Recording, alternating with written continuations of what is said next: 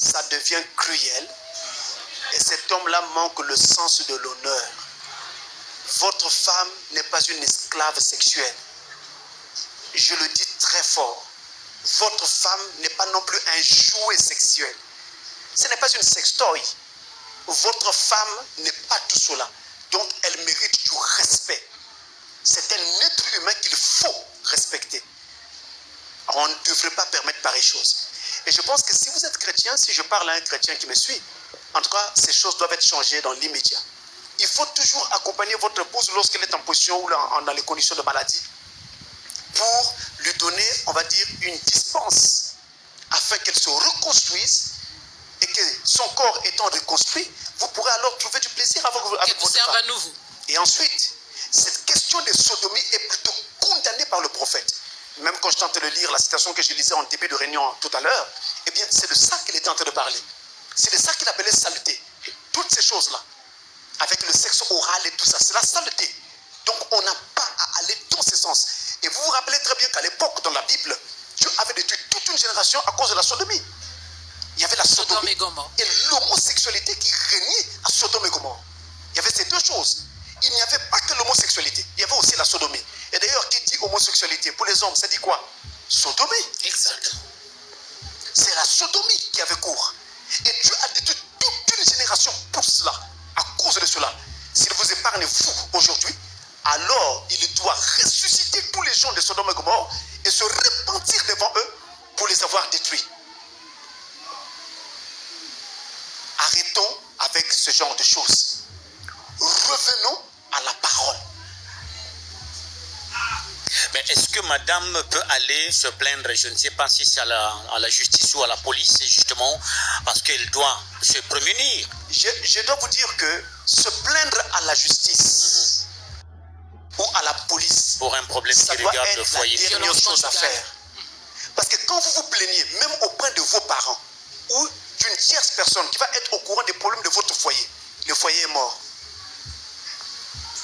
Le foyer est mort. Mais monsieur vous ne allez veut rester pas dans ce foyer là pendant entendre, un temps, après vous finirez par en sortir. Il va vous mettre dehors. malgré sa maladie, malgré que c'est lui qui est cause de cette maladie, En tant monsieur que ne veut pas chrétien, nous entendre. devons aussi apprendre à prier. Prier pour que Dieu change les choses. Attendez, sauf si vous croyez que Dieu exauce les prières ou pas. Et s'ils ne sont pas chrétiens, mais qui vous suivent quand même? Voilà. Ils ne sont pas chrétiens, mais le couple vous suit. Ils ne savent pas ce que c'est. S'ils ne sont pas chrétiens, ils doivent faire ce qu'on appelle l'exercice de la communication. Ils doivent s'asseoir et parler. Il faut que la femme fasse entendre raison à son mari. Ils sont intellectuels. Nous sommes dans une génération, la plupart des gens sont intellectuels. Donc elle doit faire entendre raison à son mari. Elle arrivera avec des arguments appropriés. Et si ça ne marche toujours pas, alors pour des raisons de santé et de protection personnelle, la femme dira non. Et dans ces conditions-là, puisque sa vie et sa santé vont être mises en danger, il lui sera donné la possibilité de quitter son foyer. Pasteur, ça ne sera pas de l'insoumission avant qu'elle ne quitte le foyer en disant non à son mari? Ça ne sera pas de l'insoumission là? L'insoumission pour protéger sa vie, elle va être permise. Ah, là l'insoumission est permise. Elle va être permise, on n'a pas de choix. C'est votre vie. Ce n'est pas le fait. La parole de Dieu ne dit pas qu'on doit être soumis jusqu'à la mort. Surtout quand il s'agit des choses comme ça qui sont déjà elles-mêmes contraires à la parole de Dieu. Question donc que je disais qui nous vient de la ville de Lyon en France. Mon révérend, oui, juste cette question et puis nous prenons les questions publiques. Mon révérend, ma femme est terriblement... Non, mon révérend, ma femme est terrible au lit.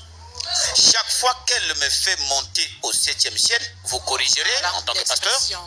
Chaque fois qu'elle me fait monter au 7e ciel, mon tic à moi est de lui dire, demande tout ce que tu veux. Je vais te le donner. Je te l'ai donné. Et elle profite de me demander tout ce qui lui plaît.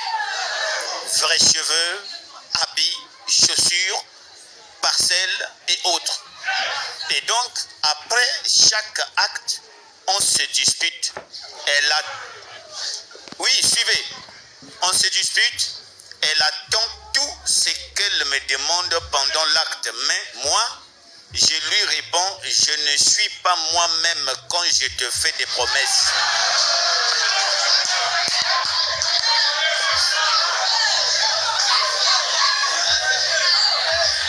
À ce moment-là, il est envoûté ou bien C'est envoûté par l'amour. Il dit, je voyage et parle en l'air. Depuis un moment, elle refuse de faire ce qu'elle avait l'habitude de faire pour me transporter. Je fais comment, pasteur? Ville de Lyon, en France. Alors, il y a ce qu'on appelle en français le code de l'honneur. Un homme doit être un gentleman.